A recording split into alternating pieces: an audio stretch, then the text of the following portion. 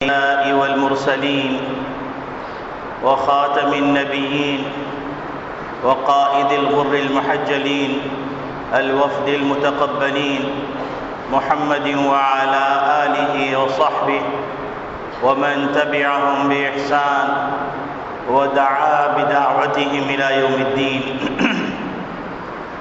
أما بعد فأعوذ بالله من الشيطان الرجيم. بسم الله الرحمن الرحيم. قال الله تبارك وتعالى: ما كان محمد أبا أحد من رجالكم ولكن رسول الله وخاتم النبيين.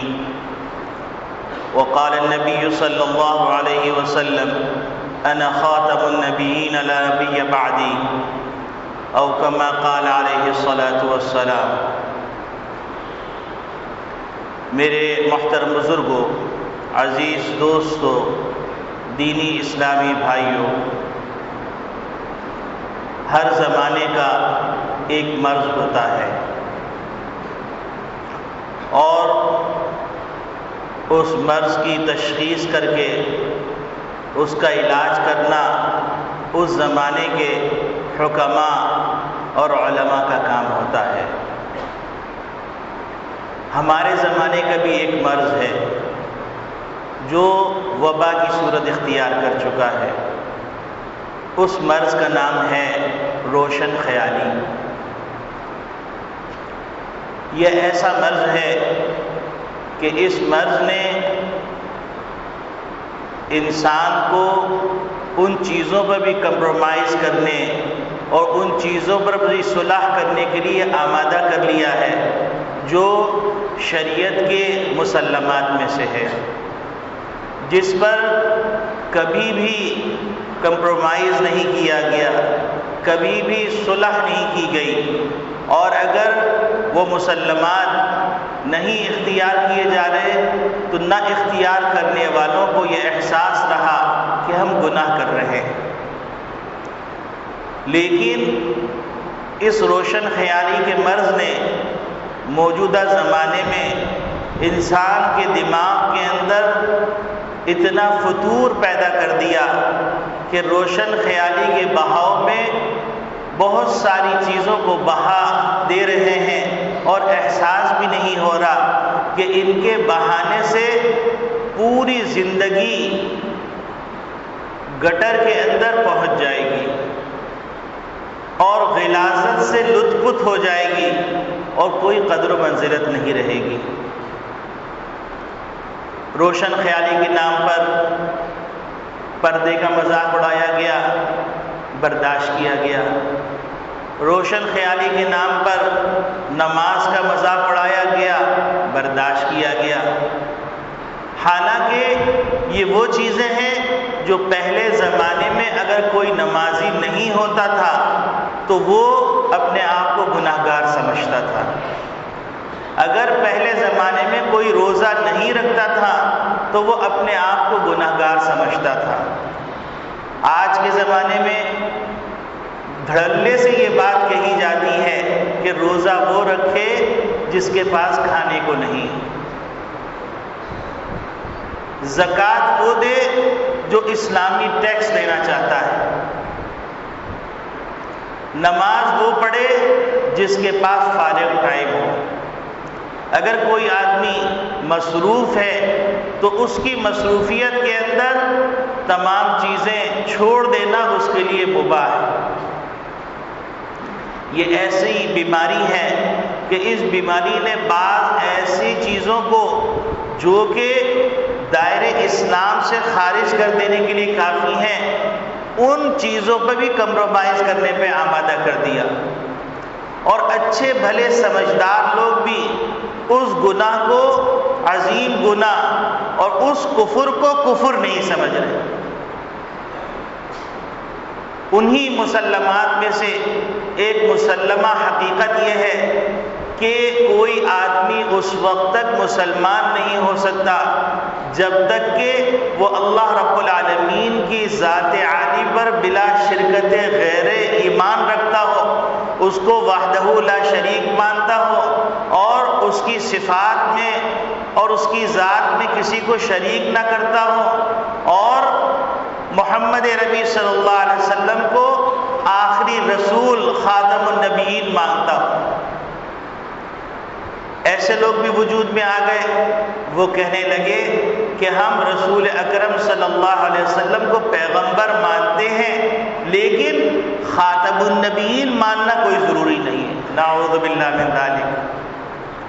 اور ایسے لوگوں سے جو اس طرح کے عقیدہ رکھتے ہیں ان سے معاملات بھی کر رہے ہیں، ان سے اظہار ہمدردی بھی کر رہے ہیں، ان کے ساتھ معاشرتی معاملات بھی کر رہے ہیں، اور اس بات کو وہ کوئی معمولی بات سمجھ رہے ہیں اور یہ نہیں سمجھ رہے کہ اس کے نتیجے میں کیا کچھ کھو بیٹھے ہیں۔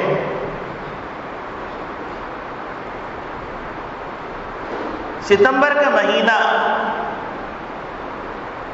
ایک واقعے سے وابستہ ہے، ایک تاریخی فیصلے سے وابستہ ہے، جس کی بنیاد پر عالمی مجلس تحفظ ختم نبوت کی طرف سے یہ فیصلہ کیا گیا کہ تمام امت کے سامنے اس تاریخی دن کو اجاگر کیا جائے اور ختم نبوت کے معاملے کو وضاحت کے ساتھ بیان کیا جائے، تاکہ وہ جنریشن جو ابھی جوان ہوئی ہے اور وہ جنریشن جو اس تاریخی حقیقت سے وابستہ نہیں ہے اس کے شعور کو بلند کیا جائے، اس کی شعور کے اندر وہ پیغام پہنچا جائے جو ایمانی، ربانی، روحانی ہے اور جس کے بغیر ایمان مکمل نہیں ہے۔ تو آپ کے سامنے آج ایک بات تو یہ عرض کروں گا کہ عقیدہ ختم نبوت کی کتنی اہمیت ہے۔ دوسری بات یہ عرض کروں گا کہ ختم نبوت کے منکر جو لوگ ہیں وہ خود اپنے آپ کو اپنے قول کے اندر کافر تسلیم کرتے ہیں، تو ان کے لیے ہمدردی کا گوشہ رکھنا، ہمدردی کا اظہار کرنا یہ خود ایمان سے جانے کی، ایمان سے نکلنے کی علامت ہے۔ دیکھیے میں آپ کے سامنے دو واقعات رکھتا ہوں جن واقعات سے آپ کو ختم نبوت کے عقیدے کی اہمیت کا اندازہ ہوگا۔ ایک واقعہ تو یہ کہ نبی کریم صلی اللہ علیہ وسلم کے ایک نوجوان صحابی ہیں حبیب بن زید رضی اللہ تعالیٰ عنہ۔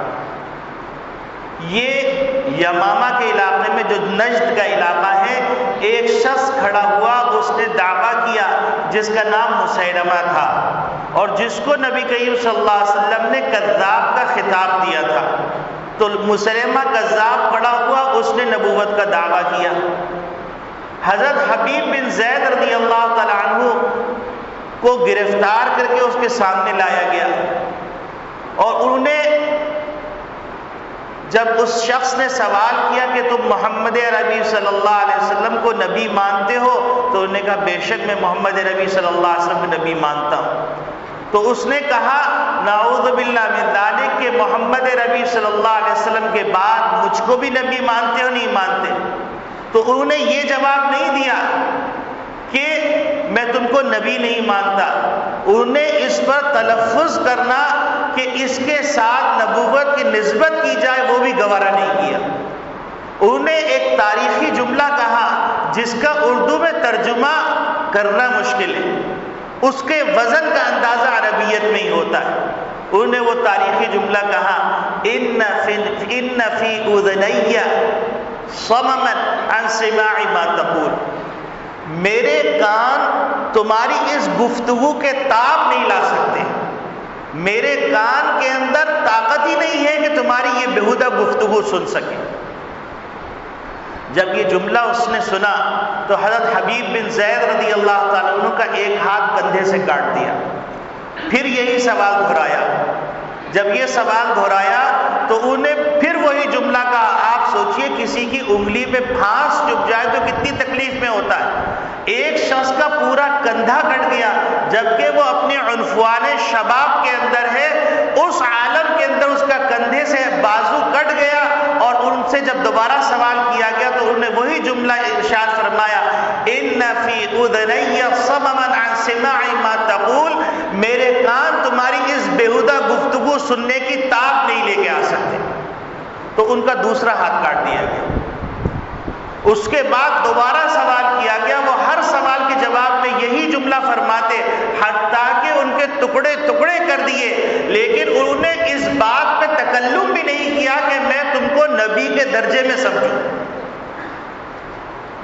تو اس سے عقیدہ ختم نبوت کی اہمیت کا اندازہ ہوتا ہے کہ لا الہ الا اللہ محمد رسول اللہ کے اندر صرف یہ کافی نہیں ہے کہ محمد رسول اللہ کہہ دیا، اب آپ صلی اللہ علیہ وسلم کو خاتم النبیین نے ماننا گیا۔ یہی وجہ ہے کہ علامہ اقبال رحمۃ اللہ علیہ فرماتے ہیں، چومی گویم مسلمانم ملرزم کہ دانم مشکلات لا الہ را، جب میں کہتا ہوں کہ میں مسلمان ہوں تو میں لرزنے لگتا ہوں، کیونکہ میں جانتا ہوں کہ لا الہ الا اللہ کے تقاضے بڑے زبردست کی محمد سے وفا تو ہم تیرے ہیں، یہ جہاں چیز ہے کیا لوح و قلم تیرے ہیں۔ تو محمد نبی صلی اللہ علیہ وسلم نے وفا کرنے کے اندر ہر تکلیف کو برداشت کرنا پڑتا ہے، ہر مشقت کو برداشت کرنا پڑتا ہے۔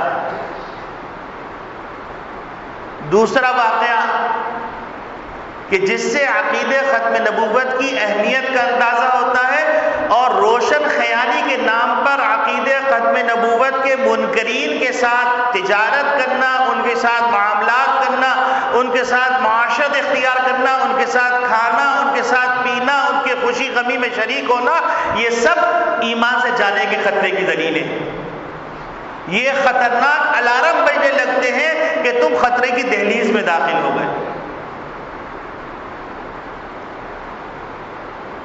نبی کریم صلی اللہ علیہ وسلم کی خدمت میں اسی مسیلمہ کذاب نے اپنا وفد بھیجا۔ 2 سفیر آئے اور آنے کے بعد کہا کہ مسیلمہ نے آپ کے لیے پیغام بھیجا ہے۔ اس خط میں یہ لکھا ہوا تھا کہ اے محمد صلی اللہ علیہ وسلم، آپ یہ فیصلہ کر دیجئے کہ جب تک آپ موجود ہیں اس وقت تک آپ نبی ہیں، اور آپ کے بعد نبوت مسیلمہ کو مل جائے گی، نعوذ باللہ من ذالک۔ یا پھر آپ یوں کر لیجئے کہ شہر کی نبوت اپنے پاس رکھیے اور دیہات کی نبوت مجھے دے دیجئے۔ نبی کریم صلی اللہ علیہ وسلم رحمت للعالمین ہیں، اور آپ صلی اللہ علیہ وسلم کا وہ تاریخی جملہ اس بات کی غمازی کرتا ہے کہ رحمت للعالمین کا تقاضا یہ ہے کہ آپ کو خاتم النبیین مانا جائے۔ آپ صلی اللہ علیہ وسلم نے عجیب غریب بات فرمائی جو ہر سننے والے کے لیے اور ہر لاپرواہ شخص کے لیے، ہر لبرل شخص کے لیے، ہر روشن خیال شخص کے لیے ایک وارننگ ہے۔ آپ صلی اللہ علیہ وسلم نے جب یہ گفتگو سنی اور یہ خط سنا تو آپ صلی اللہ علیہ وسلم نے فرمایا کہ اگر سفارتی آداب کا لحاظ نہ رکھا ہوتا تو میں تم دونوں کو قتل کر دیتا اس جرم کی پاداش میں۔ تو یہ ختم نبوت کا معاملہ کوئی لبرل لوگوں کے لیے صلح کرنے کا معاملہ نہیں، روشن خیالی لوگوں کے لیے حسن معاشرت کا معاملہ نہیں، یہ ایمان اور کفر کا معاملہ ہے۔ اب سوال یہ پیدا ہوتا ہے کہ بہت سارے فرقے ہیں، بہت سارے فرقے ہیں، ان فرقوں کو آپ دائرہ اسلام میں رکھتے ہیں، اس طرح ان کو بھی دائرہ اسلام میں رکھیں۔ تو اس کے لیے تو ایک عقلی دلیل دینے کے بعد خود ان کے اپنے الفاظ، ان کے کلمات سے میں آپ کے سامنے 3 واقعات رکھوں گا جس سے آپ کو اندازہ ہوگا کہ یہ خود بھی اسلام میں رہنا پسند نہیں کرتے۔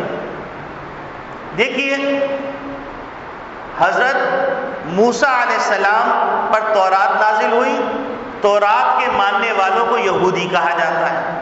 حضرت عیسیٰ علیہ السلام پر انجیل نازل ہوئی، انجیل کے ماننے والوں کو عیسائی کہا جاتا ہے۔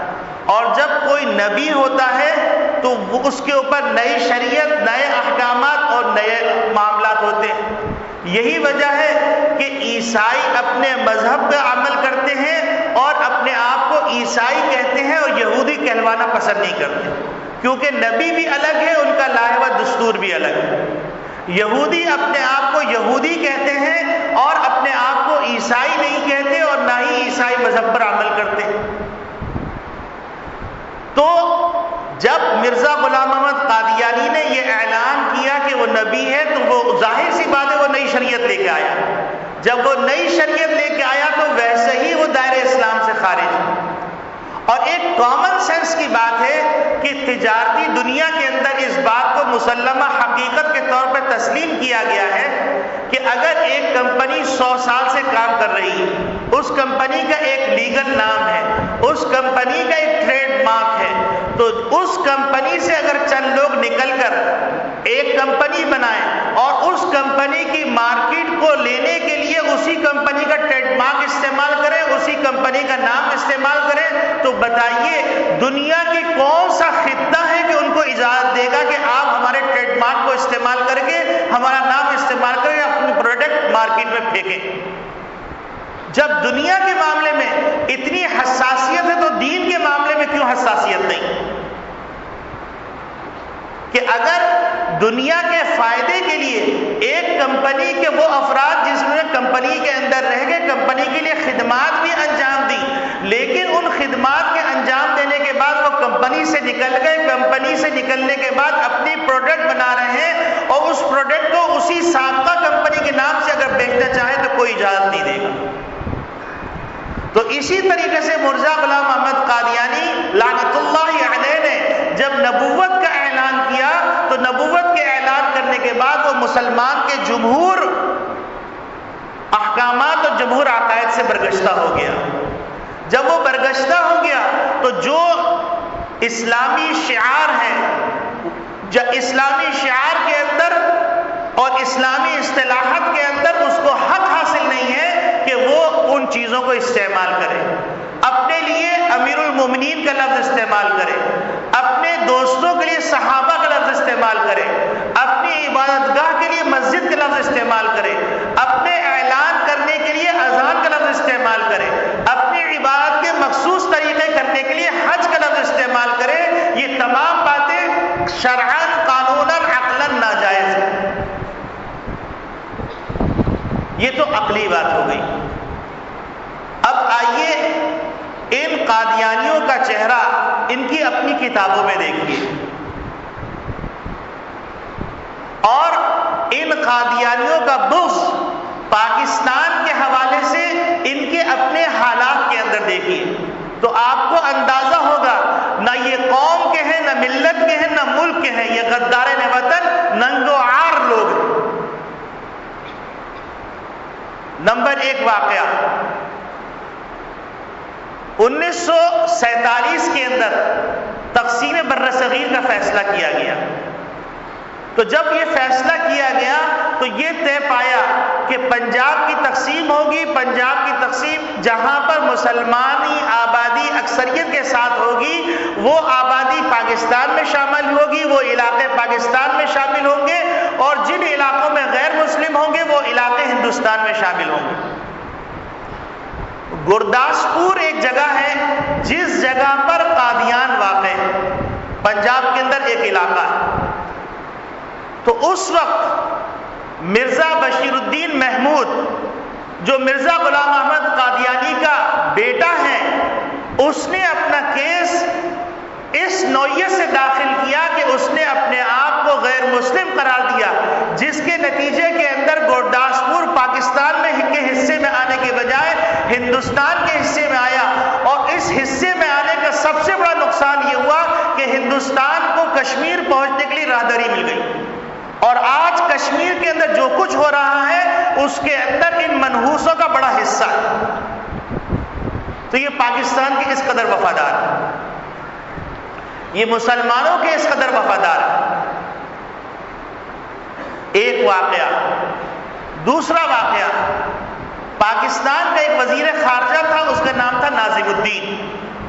یہ ریکارڈ پہ باتیں موجود ہیں، پریس کے اندر یہ باتیں موجود ہیں، آپ کے علم کے لیے، نوجوان نسل کے علم کے لیے، تاکہ وہ کرکٹ اور ہاکی کے اندر مدہوش ہو کر اور رقص و سرور کی محفلیں دیکھ دیکھ کر عورتوں کے ناچتے تھرکتے دیکھتے ہوئے اپنی ذمہ داری سے غافل نہ ہو جائے. اس لیے اس بات کو دہرایا جا رہا ہے کہ قائد اعظم محمد علی جناح کا انتقال ہوا. حضرت علامہ شبیر احمد عثمانی رحمۃ اللہ علیہ ان کا جنازہ پڑھا رہے ہیں. تو یہ وزیر خارجہ ظفر اللہ خان یہ غیر مسلم سفراء کے ساتھ بیٹھا رہا. تو کسی سائل نے سوال کیا کہ آپ کے ملک کے بانی ان کا جنازہ ہو رہا ہے، آپ جنازے میں شرکت نہیں کر رہے ہیں. تو وہ یہ کہتا ہے کہ آپ یوں سمجھیے کہ مسلمان ملک کا کافر وزیر خارجہ ہوں یا کافر ملک کا ایک مسلمان وزیر خارجہ ہوں، اس لیے میں جنازے میں شرکت نہیں کر سکتا. یہ قادیانی چہرہ ہے.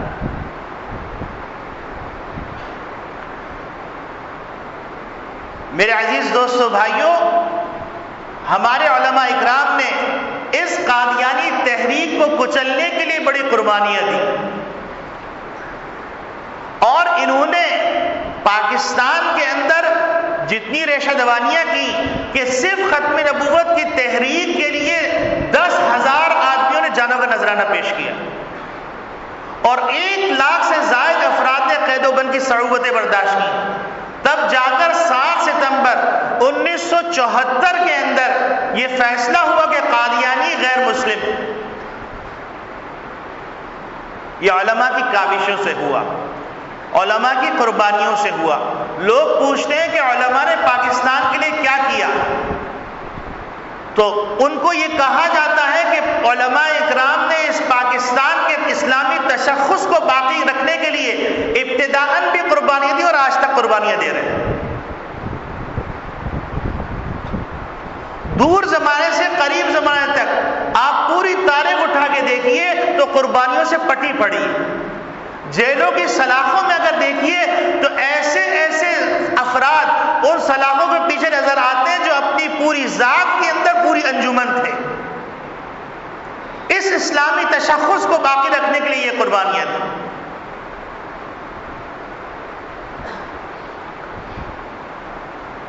اب سوال یہ پیدا ہوتا ہے کہ اس قادیانی فتنے کا آغاز کیوں ہوا، اس کے پیچھے پس پردہ کیا عوامل تھے.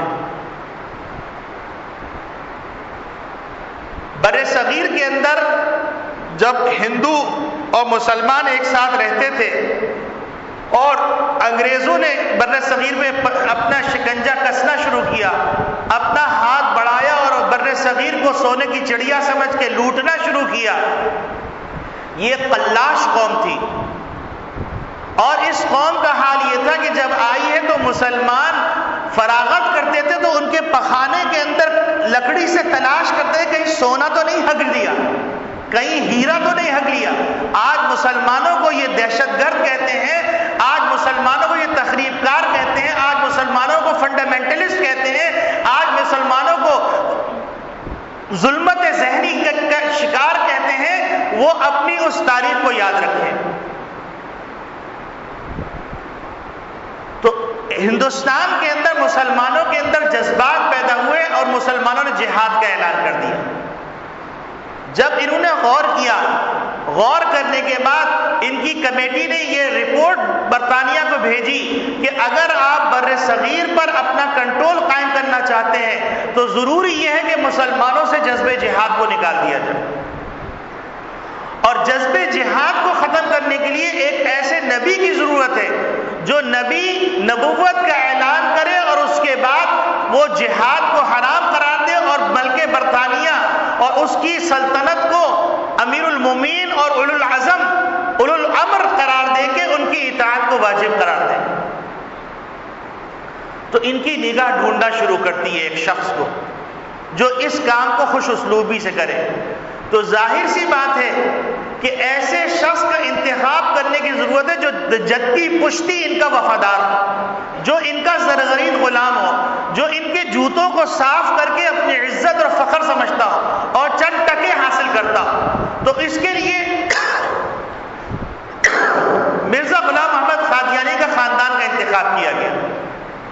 کیونکہ اس کے باپ نے 1857 کے اندر 50 گھوڑے اور مختلف ساز و سامان فراہم کیا تھا انگریزی تسلط کو قائم کرنے کے لیے. تو اس کے لیے انتخاب کیا گیا مرزا غلام احمد قادیانی کا. اور یہ مرزا غلام احمد قادیانی اس نے خود اپنی کتاب میں لکھا ہے کہ میں نے اس انگریزوں کی خدمت کرنے کے لیے، برطانیہ کی خدمت کرنے کے لیے میں نے اتنی کتابیں لکھی ہیں کہ کتب خانے بھر جائیں. اور اس کے علاوہ کیا کیا واقعات رونما ہوئے، خلاصتاً یہ ایک مقالہ ہے، وہ آپ کے سامنے پیش کرنا چاہوں گا تاکہ آپ کو پوری تاریخ سے آگاہی ہو جائے اور اس فتنے کی خطرناکی اور اس فتنے کی مسلمان دشمنی، پاکستان دشمنی کا اندازہ ہو جائے.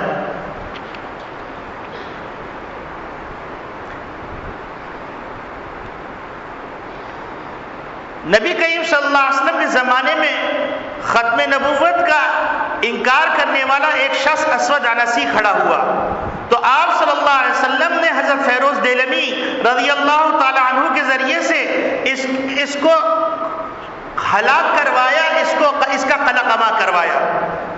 پھر اس کے بعد طلیحہ اسدی کے مقابلے میں حضرت زرار رضی اللہ تعالی عنہ کو بھیجا اور انہیں اس فتنے کو ہمیشہ کے لیے ختم کر دیا. حضور اکرم صلی اللہ علیہ وسلم نے قیامت تک کے لیے اپنی امت کو عملی نمونہ پیش کر دیا کہ ختم نبوت کا معاملہ اتنا حساس ہے کہ اس پر ذرہ برابر کمپرومائز نہیں کرنا ہے. امت نے حضرت صلی اللہ علیہ وسلم کے اس مبارک عمل کو اپنے لیے ایسے طور پہ مشعل راہ بنایا کہ خیر القرون کے زمانے سے اس وقت تک ایک لمحے کے لیے بھی امت اس سے غافل نہیں ہوئی. چنانچہ حضرت سیدنا صدیق اکبر رضی اللہ تعالیٰ عنہ کے عہد خلافت میں ختم نبوت کے تحفظ کے لیے پہلی جنگ یمامہ کے میدان میں مسلمہ کذاب کے خلاف لڑی گئی. اس جنگ میں سب سے پہلے حضرت عکرمہ، پھر حضرت شرجیل رضی اللہ تعالیٰ عنہما اور آخر میں حضرت خالد بن ولید رضی اللہ تعالیٰ عنہما نے مسلمانوں کی لشکر کی کمان فرمائی. اس پہلے مرحلے میں ختم نبوت میں مارکے ختم نبوت میں 1200 صحابہ اکرام اور تابعین شہید ہوئے. یعنی یہ کوئی اتنا معمولی مسئلہ نہیں تھا کہ اس کے لیے گھر بیٹھا جائے، بلکہ 1200 صحابہ اور تابعین نے اپنے جانوں کا نذرانہ پیش کیا اور 700 وہ صحابہ تھے جو قرآن مجید کے حافظ تھے اور 70 بدری صحابہ اس میں شریک تھے. سیدنا صدیق اکبر رضی اللہ تعالیٰ عنہ نے حضرت خالد بن ولید رضی اللہ تعالیٰ عنہ کو لکھا کہ مسیلمہ کذاب کی پارٹی کے تمام بالغ افراد کو بجرم ارتداد قتل کر دیا جائے اور عورتوں اور کمسن لڑکوں کو قید کر دیا جائے. اس جھوٹے مدعی نبوت مسیلمہ کذاب کو حضرت وحشی رضی اللہ تعالیٰ عنہ نے قتل کیا اور اس فتنے کا ہمیشہ کے سر کچل دیا.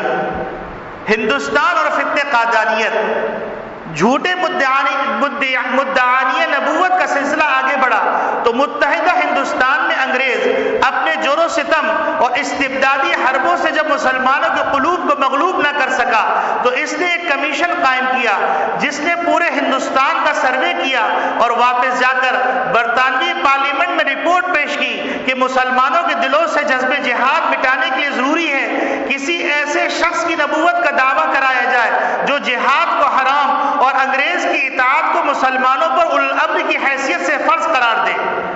مرزا غلام احمد قادیانی کا انتخاب کیوں کیا گیا؟ سوال یہ پیدا ہوتا ہے اس کام کے لیے برطانوی سامراج نے مرزا قادیانی کا انتخاب کیوں کیا؟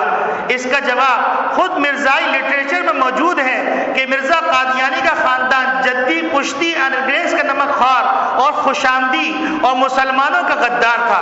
مرزا غلام احمد قادیانی کے والد نے 1857 کی جنگ میں برطانوی سامراج کو 50 گھوڑے معاذ ساز و سامان مہیا کیے اور یوں مسلمانوں کے قتل عام سے اپنے ہاتھ رنگین کر کے انگریز سے انعام میں جائیدادیں حاصل کی. مرزا غلام احمد قادیانی لکھتا ہے پھر میرے والد صاحب کی وفات کے بعد میرا بڑا بھائی غلام قادر خدمات سرکاری میں مصروف رہا. اپنے بارے میں لکھتا ہے کہ میں علی عمر کا اکثر حصہ اس سلطنت انگریزی کی تائید و حمایت میں گزرا ہے، اور میں نے ممانعت جہاد اور انگریز کی اطاعت کے بارے میں اس قدر کتابیں لکھی ہیں اور اشتہار شائع کیے ہیں کہ اگر وہ رسائل اور کتابیں اکٹھی کی جائیں تو 50 الماریاں ان سے بھر سکتی ہیں۔ تریاق القلوب صفحہ 27، روحانی خزائن جلد 15 صفحہ 155، اس پہ اس ریکارڈ کو چیک کیا جا سکتا ہے۔ غرض یہ کہ مرزا قادیانی کے گوش پوش میں انگریز کی وفاداری اور مسلمانوں سے غداری رچی بسی تھی۔ یہی وجہ ہے اس مقصد کے لیے انگریز کی نظر انتخاب مرزا قادیانی پہ پڑی۔ مرزا قادیانی کا اصل مشن کیا تھا؟ اگر مرزا قادیانی کی دعوی پہ نظر ڈالیں تو اس نے بتدریج خادم اسلام، مبلغ اسلام، مجدد اسلام، مہدی، مثیل مسیح، ذلی نبی، مستقبل نبی، انبیاء سے افضل، حتیٰ کہ خدائی تک کے دعوے کیے ہیں۔ یہ سب کچھ ایک طے شدہ منصوبہ اور گہری چال اور خطرناک سازش کے تحت کیا گیا۔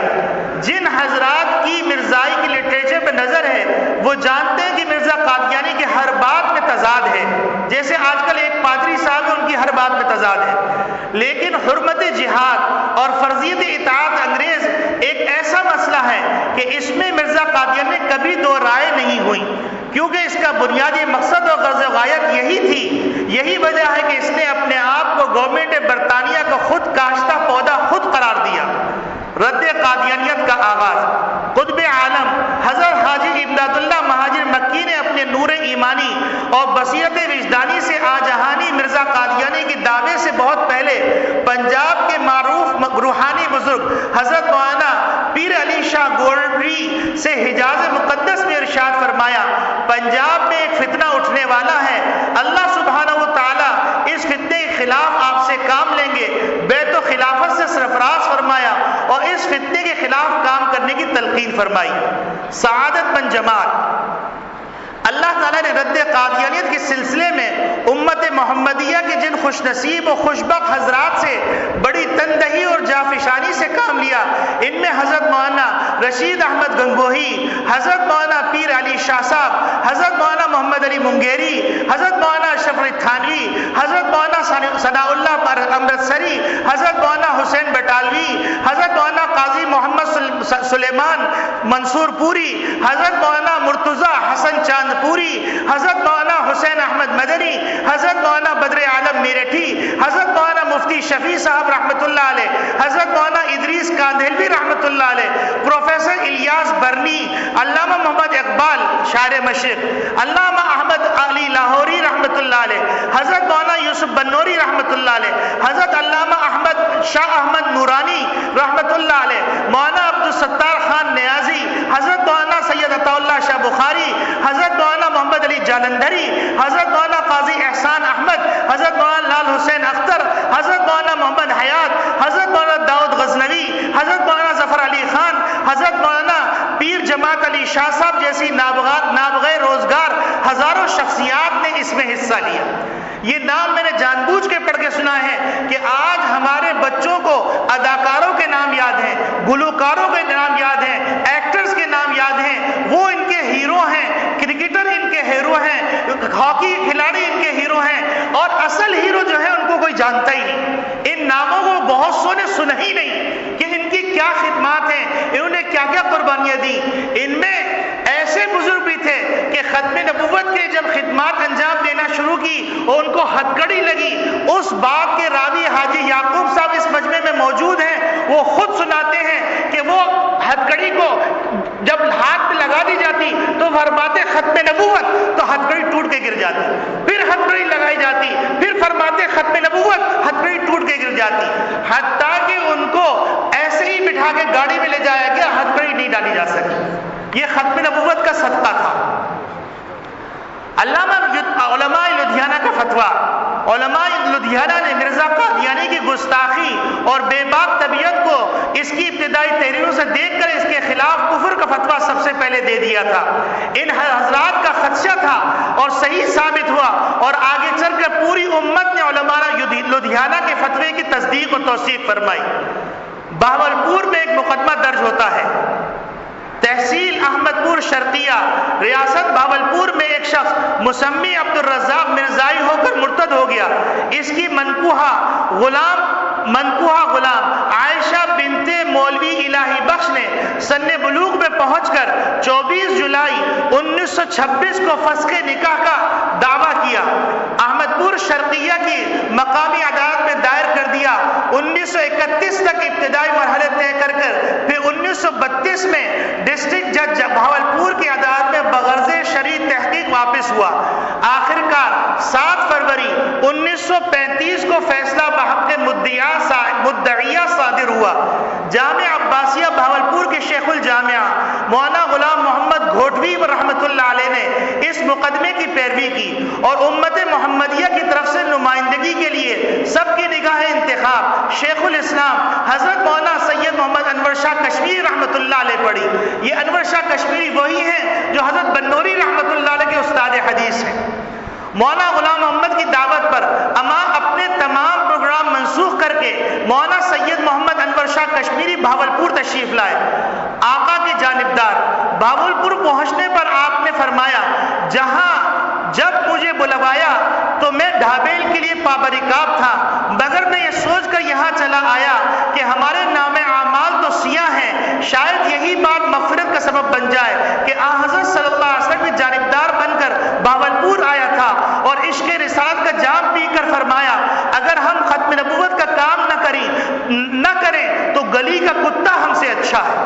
مولانا غلام محمد گھوٹوی، مولانا حسین صاحب، مولانا مفتی شفیع صاحب، مولانا مرتضی حسن چاندپوری، مولانا نجم الدین، مولانا ابو الوفا شاہجہاں پوری، مولانا سید محمد انور شاہ کشمیری رحمۃ اللہ علیہ مجمعین کے ایمان افروز اور کفر شکن بیانات سے مرزائیت بوکھلا اٹھی. جلال اور جمال کا پرتو. ان دنوں مولانا سید محمد انور شاہ کشمیری رحمۃ اللہ علیہ پر اللہ رب العالمین کی طرف سے جلال اور حضور سرور کائنات صلی اللہ علیہ وسلم کے جمال کا خاص اثر نظر آ رہا تھا. وہ جمال اور جلال کا حسین امتزاج تھے. جمال میں آ کر قرآن و سنت کے دلائل دیتے تو عدالت کے در و دیوار جھوم اٹھتے. جلال میں آ کر مرزائیت کو للکارتے تو کفر کے ایوانوں میں زلزلہ طاری ہو جاتا. مولانا ابو الوفا شاہجہاں پوری نے اس مقدمے میں مختار مدعیہ کے طور پہ کام کیا. ایک دن عدالت میں مولانا سید محمد انور شاہ کشمیری رحمۃ اللہ علیہ نے جلال الدین شمس مرزائی کو للکار کر فرمایا اگر چاہو تو میں عدالت میں یہی کھڑے ہو کر دکھا سکتا ہوں کہ مرزائی قادیانی جہنم میں جل رہا ہے. مرزائی کانپ اٹھے. مسلمانوں کے چہروں پر بشارت چھا گئی. اہل دل نے گواہی دی کہ عدالت میں سید محمد انور شاہ کشمیری نہیں بلکہ حضور سرور کائنات صلی اللہ علیہ وسلم کا وکیل اور نمائندہ بول رہا.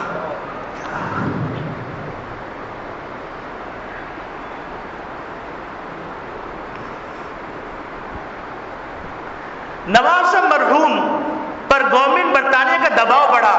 اس سلسلے میں مجاہد ملت مولانا محمد علی جالندھری مرحوم نے شیخ المشائخ حضرت مولانا خواجہ خان محمد رحمۃ اللہ علیہ سے بیان کیا کہ خضر حیات ٹوانا کے والد سر عمر حیات ٹوانا لندن گئے ہوئے تھے. نواب بھاولپور مرحوم بھی گرمیاں اکثر لندن میں گزارتے تھے. نواب مرحوم سر عمر حیات ٹوانا سے لندن میں ملے اور مشورہ طلب کیا کہ انگریز گورنمنٹ کا مجھ پر دباؤ ہے کہ ریاست بھاولپور سے اس مقدمے کو ختم کرا دیں تو اب مجھے کیا کرنا چاہیے. سر عمر حیات ٹوانا نے کہا ہم انگریز کے وفادار ضرور ہیں مگر اپنا دین ایمان اور عشق رسالت امام صلی اللہ علیہ وسلم کا تو ان سے سودا نہیں کیا. آپ ڈٹ جائیں اور ان سے کہیں کہ عدالت جو چاہے فیصلہ کرے. میں حق اور انصاف کے سلسلے میں اس پر دباؤ نہیں ڈالنا چاہتا. چنانچہ مولانا محمد علی جالندھری نے یہ واقعہ بیان کر کے ارشاد فرمایا انشاءاللہ ان دونوں کی نجات کے لیے اتنی بات کافی ہے. یہ اتنا بڑا کام ہے. جناب محمد اکبر خان جج مرحوم کو ترغیب و تحریض کے دام تصویر میں پھنسانے کی مرزائیوں نے بہت کوشش کی لیکن ان کی تمام تدابیر غلط ثابت ہوئیں. اللہ رب العزت کی قدرت کے قربان جائیے کفر ہار گیا اسلام جیت گیا. ایک مرتبہ پھر جاء الحق و زہق الباطل کی عملی تفسیر اس فیصلے کی شکل میں امت کے سامنے آ گئی اور مرزائی فبہت الذی کفر کا مصداق ہو گئے. اس تاریخ ساز فیصلے نے 4 دام عالم میں تہلکہ مچا دیا. مرزائیوں کی ساکھ روز بروز گرنے لگی، ذلت رسوائی ان کا مقدر بن گئی۔ حضرت مولانا انور شاہ کشمیری رحمۃ اللہ علیہ کی وصیت، حضرت مولانا انور شاہ کشمیری رحمۃ اللہ علیہ اس فیصلے کے لیے اتنے بےتاب تھے کہ بیانات کی تکمیل کے بعد بہاولپور جانے لگے، بہاولپور سے جانے لگے تو مولانا محمد صادق مرحوم سے فرمایا اگر زندہ رہا تو فیصلہ خود سن لوں گا، اگر فوت ہو جاؤں تو میری قبر پہ آ کر یہ فیصلہ سنا دینا۔ چنانچہ مولانا محمد صادق صاحب نے آپ کی وصیت کو پورا کیا۔ آپ نے اپنی آخری ایام حیات میں دارالعلوم دیوبند کے اساتذہ و طلبہ اور دیگر بہت سارے علماء کے مجمع میں تقریر فرمائی، جس میں نہایت درمندی اور دل و سوچ سے فرمایا وہ تمام حضرات جن کو مجھ سے بالواسطہ یا بلاواسطہ تلمس کا تعلق ہے، جن پر میرا حق ہے، میں ان کو خصوصی وصیت اور تاکید کرتا ہوں کہ وہ عقیدے ختم نبوت کی حفاظت اور پاسبانی اور فتنہ قادیانیت کے قلقمے کو اپنا خصوصی وظیفہ بنائیں۔ جو لوگ یہ جانتے ہیں کہ حضرت صلی اللہ علیہ وسلم ان کی شفاعت فرمائیں گے، ان کو لازم ہے کہ ختم نبوت کی پاسبانی کا کام کریں۔ پہلی احرار کانفرنس 21 تا 23 اکتوبر 1934 کو امیر شریعت سید عطا اللہ شاہ بخاری رحمۃ اللہ علیہ کی زیر صدارت قادیان میں منعقد ہوئی۔ مرزا بشیر الدین محمود کی خوشنودگی کے لیے، یہ مرزا بشیر الدین محمود یہ مرزا غلام احمد قادیانی کا بیٹا ہے، اور اس کا بیٹا مرزا ناصر الدین جب 1974 کے اندر عدالت میں مقدمہ چل رہا تھا، 11 دن اس کی بات سنی گئی اور 2 دن لاہوری گروپ کی بات سنی گئی، اور آخر میں یہ سوال کیا گیا آپ یہ بتلائیے کہ 1 ارب سے زائد جو مسلمان اس وقت دنیا میں بستے ہیں، آپ ان کو مسلمان سمجھتے ہیں کافر سمجھتے ہیں؟ تو مرزا ناصر الدین محمود نے صراحتاً کہا، پہلے اس کو گول مول کرنے کی کوشش کی، اس کے بعد صراحتاً کہا کہ میں ایسے تمام لوگوں کو جو نعوذ باللہ من ذالک مرزا قادیانی ملعون کو نبی نہیں مانتے، سب کو میں کافر سمجھتا ہوں۔ تو آپ بتلائیے جو 1400 سال سے ایک مذہب پر چل رہے ہیں، ایک مذہب کا نام استعمال کر رہے ہیں، ایک ٹریڈ مارک استعمال کر رہے ہیں، ایک قانون پر عمل کر رہے ہیں، وہ کافر ہوں اور یہ مسلمان ہوں، یہ کیسے ممکن؟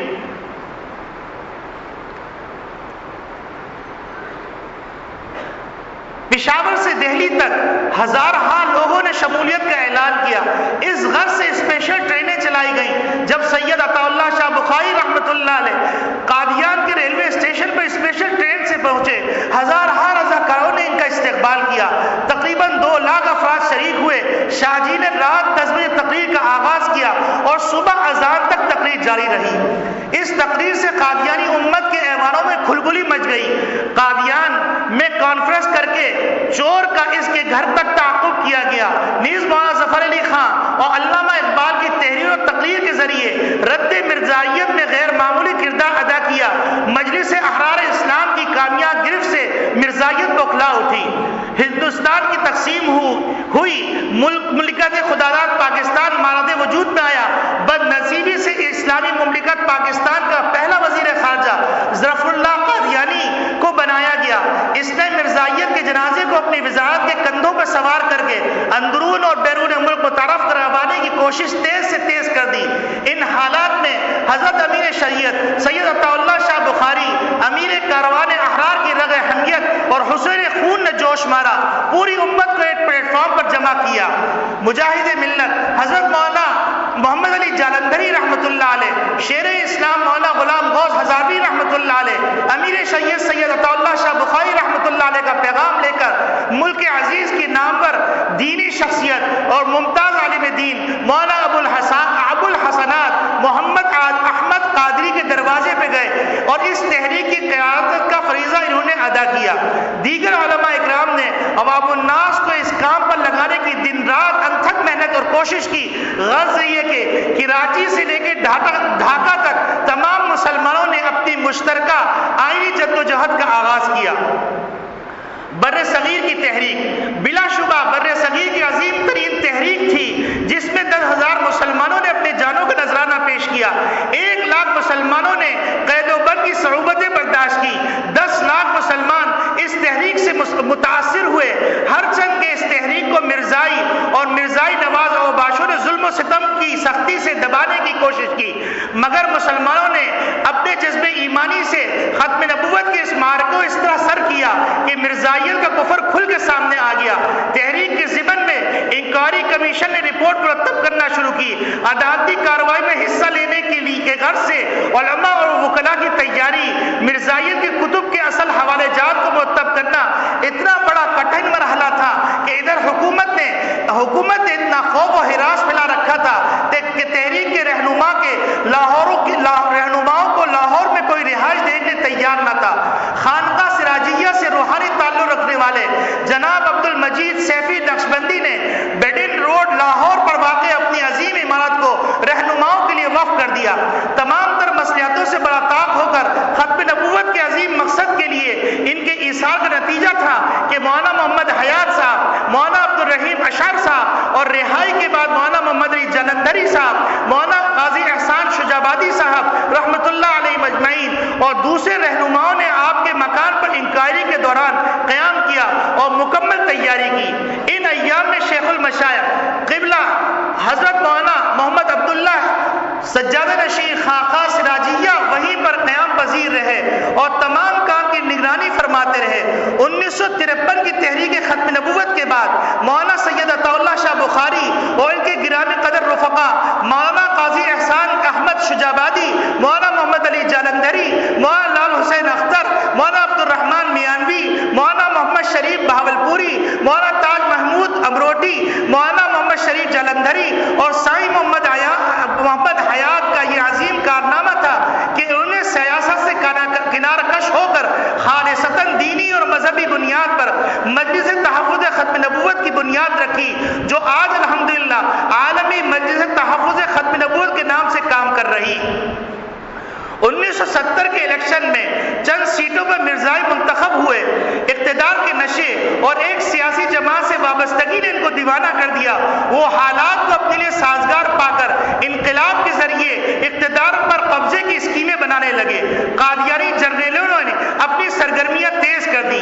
اس نشے میں دھت ہو کر انہوں نے 29 مئی 1974 چناب نگر ریلوے اسٹیشن پر چناب ایکسپریس کے ذریعے سفر کرنے والے ملتان نشتر میڈیکل کالج کی طلبہ پر قاتلانہ حملہ کیا، جس کے نتیجے میں تحریک چلی۔ مولانا سید محمد بنوری رحمۃ اللہ علیہ نے ان دنوں مجلس تحفظ ختم نبوت پاکستان کے امیر تھے۔ ان کی دعوت پر امت کے تمام طبقات جمع ہوئے۔ آل پارٹیز مجلس عمل تحفظ ختم نبوت پاکستان تشکیل پائی، جس کے سربراہ حضرت شیخ بنوری رحمۃ اللہ علیہ قرار پائے۔ امت محمدیہ کی خوش نصیبی کے اس وقت قومی اسمبلی میں تمام اپوزیشن جماعتیں متحد تھیں، چنانچہ اپوزیشن پوری کی پوری مجلس عمل تحفظ ختم نبوت پاکستان میں شریک ہوئی۔ رحمت للعالمین کی ختم نبوت کا اعجاز ملاحظہ ہو کہ تمام مذہبی سیاسی جماعتوں نے متحد ہو کر ایک ہی نعرہ لگایا کہ مرزائیت کو غیر مسلم قرار دیا جائے۔ اس وقت اسمبلی میں مفکر اسلام مولانا مفتی محمود صاحب، شیر اسلام مولانا غلام غوث ہزاروی رحمۃ اللہ علیہ، مولانا شاہ احمد نورانی رحمۃ اللہ علیہ، مولانا عبد الحق صاحب، پروفیسر غفور صاحب، مولانا عبد المصطفیٰ اظہری صاحب، مولانا صدر الشہید مولانا عبد الحکیم اور ان کے رفقا نے ختم نبوت کی وکالت کی اور متفقہ طور پر ابو ظہر کی طرف سے مولانا شاہ احمد نورانی نے مرزائیوں کے خلاف قرارداد پیش کی اور پیپلز پارٹی برسر اقتدار طبقے حکومت کی طرف سے دوسری قرارداد عبد الحفیظ پیرزادہ نے پیش کی، جو ان دنوں وزیر قانون تھے۔ قومی اسمبلی میں مرزائیت میں بحث شروع ہوئی۔ پورے ملک میں مولانا سید بنوری رحمۃ اللہ علیہ، مولانا عبید اللہ انور رحمۃ اللہ علیہ، نواب زادہ نصر اللہ خان رحمۃ اللہ علیہ، آغا شورش کاشمیری رحمۃ اللہ علیہ، علامہ احسان ظہیر رحمۃ اللہ علیہ، مولانا عبد القادری روپری رحمۃ اللہ علیہ، مفتی زین العابدین صاحب، مولانا تاج محمد صاحب رحمۃ اللہ علیہ، مولانا سائی عبد الکریم پیر شریف والا صاحب، مولانا سائی محمد شاہ امروٹی، مولانا عبد الواحد صاحب، مولانا شریف جالندھری، مولانا عبد الستار خان نیازی، مولانا صاحبزادہ فیض رسول حیدر، مولانا صاحبزادہ افتخار حسن، غرض کے چاروں صوبے کے تمام مکاتب فکر نے تحریک کے علاوہ کو ایندھن مہیا کیا۔ تحریک کامیاب ہوئی۔ 2 بج گئے ہیں، کچھ چیزیں باقی ہیں تو اس لیے اس کو موقوف کر دیتے ہیں، اگلے جمعے کو کچھ باتیں اور کوٹ کر لیں گے انشاءاللہ۔ یہ ایک تاریخی حقیقت ہے، اور یاد رکھیے اس تاریخی حقیقت کو بھولیے نہیں۔ اس تاریخی حقیقت کے پیچھے اب وقت بتائے گا کیا کچھ چھپا ہوا تھا اور کیا کچھ چھپا ہوا ہے۔ اللہ رب العالمین ہم سب کے، ہمارے آنے والی نسلوں کی ایمان کی حفاظت فرمائے۔ وآخر دعوانا الحمدللہ رب العالمین۔